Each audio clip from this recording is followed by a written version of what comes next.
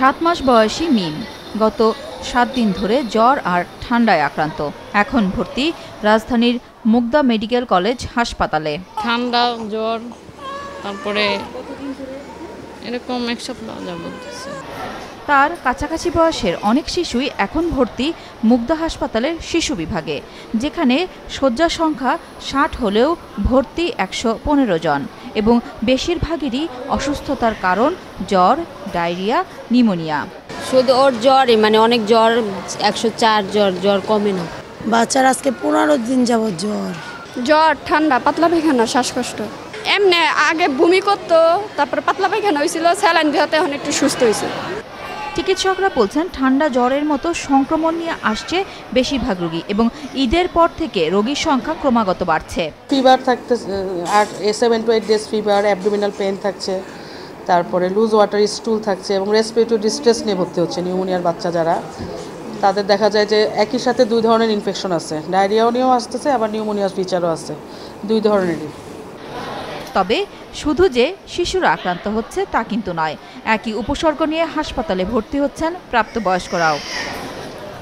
সারা বাংলাদেশেই বাড়ছে ঠান্ডা এবং ছোঁয়াচে রোগের প্রকোপ, যাদের বেশিরভাগেরই উপসর্গ জ্বর ও ডায়রিয়া। রাজশাহী, যশোর, চুয়াডাঙ্গা সহ যেসব স্থানে তীব্র তাপপ্রবাহ চলছে সেসব জায়গায় হাসপাতালে রোগীর সংখ্যা বাড়ছে এবং এসব রোগীর মধ্যে বড় অংশই শিশু ও বৃদ্ধ। এই গরমের কারণে আমরা সাধারণত দেখছি যে অনেক বেশি পরিমাণে ডায়রিয়ার পেশেন্ট আসছে, জ্বরের রোগী আসছে, ঠান্ডা কাশি জ্বর ডায়রিয়ার পেশেন্টে বেশি আসছে। তারপরে স্যালাইন দিছে, স্যালাইন দিলেও অস্থির হয়ে বমি করে, আবার স্যালাইন বন্ধ করলে অনেক বমি করে, পেট ব্যথা।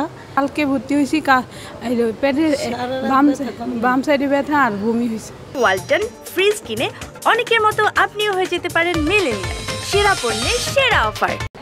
জনস্বাস্থ্য বিশেষজ্ঞরা বলছেন গরমের এই পুরো সময়টাতেই থাকবে ইনফ্লুয়েঞ্জা বা ছোঁয়াচে রোগের এই প্রকোপ। তবে ইনফ্লুয়েঞ্জা রোগকে আমরা বাংলাদেশে খুব একটা গুরুত্ব দিচ্ছি না, কিন্তু গুরুত্ব দেওয়া উচিত, বিশেষ করে যারা বয়স্ক মানুষ, বিশেষ করে যারা গর্ভবতী নারী এবং অন্যান্য রোগে ভুগছেন, তাদের জ্বর হলেই এই ইনফ্লুয়েঞ্জা পরীক্ষাটা করা দরকার। এবং এই সময়ে আমাদের ইনফ্লুয়েঞ্জা পরীক্ষা, কোভিড পরীক্ষা এবং ডেঙ্গু পরীক্ষা, জ্বরের জন্য এই 3টা কারণ, এই 3টা একটা যদি পাওয়া না যায় তখন অন্য পরীক্ষাটা করা উচিত। তাই বাড়তি সতর্কতার জন্য তারা জোর দিচ্ছেন শিশু, বয়স্ক ও গর্ভবতীদের ইনফ্লুয়েঞ্জার টিকা নেবার প্রতি। নুরুন নাহার উইলি, মাছরাঙা সংবাদ, ঢাকা।